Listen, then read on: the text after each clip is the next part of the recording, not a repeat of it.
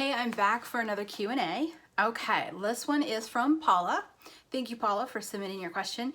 If you are looking at someone's future timeline through your guides, do you see alternate paths, like a side trail, depending on the free will choices they make? Or do you only see what they're heading for at the exact moment based on the decisions they've already made?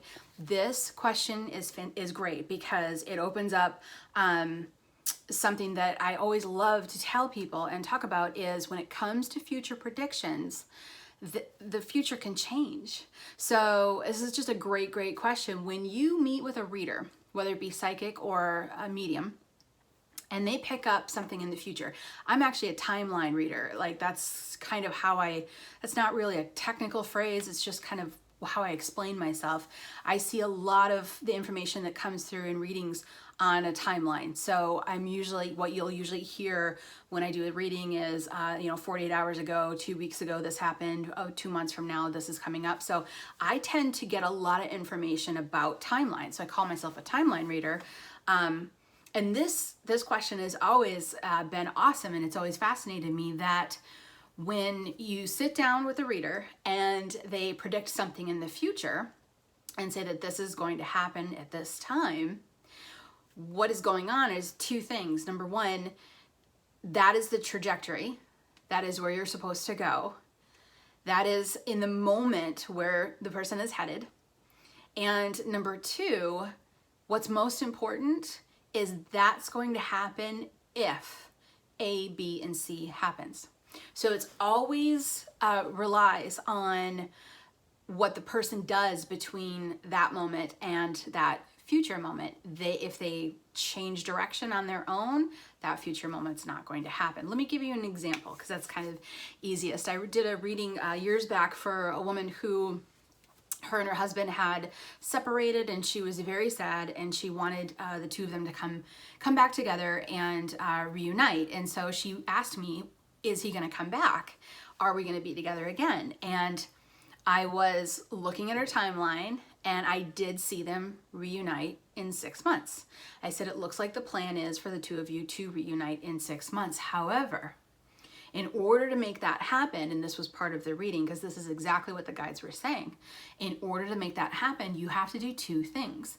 Number one, you have to make amends with your sister, and number two, you have college flyer, or college informational flyers sitting on your table because you're considering going to college. And she goes, yeah, I'm considering going to school. Well, that's the other part, is that you have to start school as well. So you have to go to college.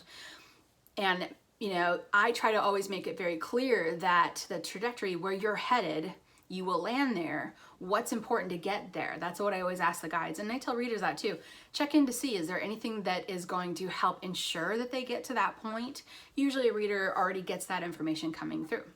So for this young woman, it was making amends with your sister and signing up for college is going to keep you on that path of the two of you being able to come back together in 6 months.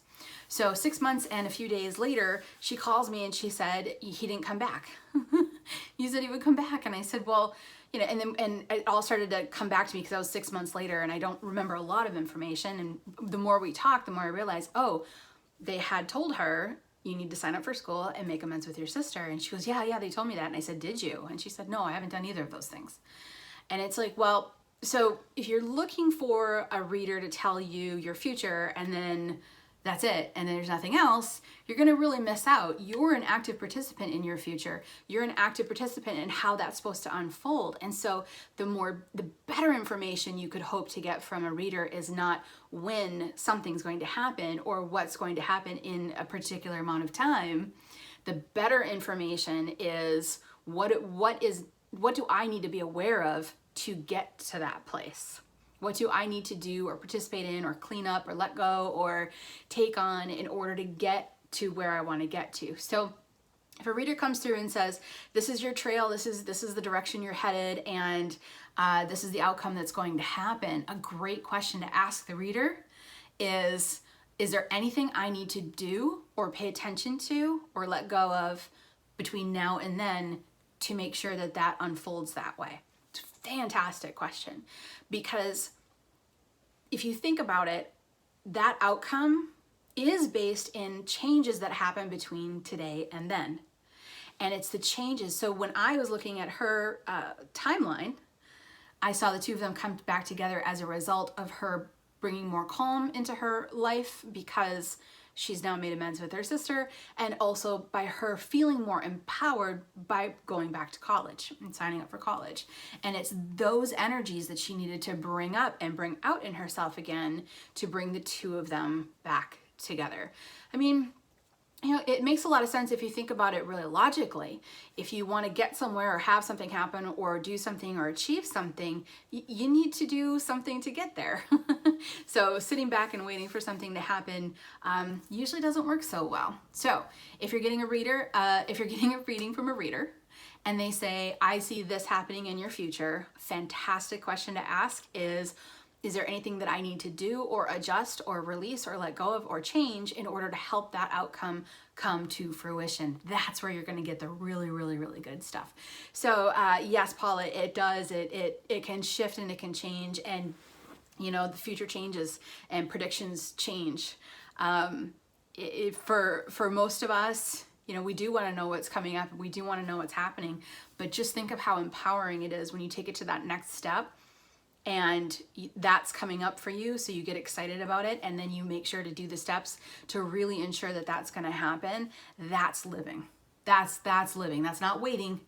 That's actually living, and that's engaging. So this is just an absolutely great question. I do want to add to it too that I have had readings before where the guides have come through or loved ones have come through and said that the person I'm reading for has a choice in the directions that they want. They could do this or they could do this, and that both of those options were for their higher good. So sometimes somebody will come and say, you know, a person will get a reading and say, well, I don't know if I should do this or if I should do that. I don't know if I should leave or if I should stay. And the guides will come through and say, like a job, for example, and the guides will come through, and occasionally I've heard them say, either option is going to work out for you. So the guides will support you in the one that you at that point want more.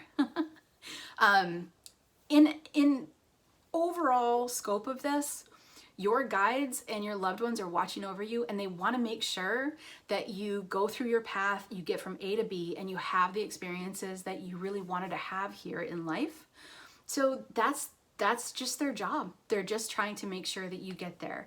And if you help them with that by, you know, letting go of the things that you are ready to let go of, taking on things, you know, building your, you know, encouraging yourself and empowering yourself and moving forward, then the path gets a whole heck of a lot easier. But yes, I have seen multiple options, all of which were good. I have seen one outcome that, I mean, this is definitely going to happen no matter what you do. And then I've also seen the most common is, this is the outcome and this is what needs to happen in order to ensure that outcome from happening. So great one. I really appreciate it, Paula. Thank you so much. And I will see you all again next time.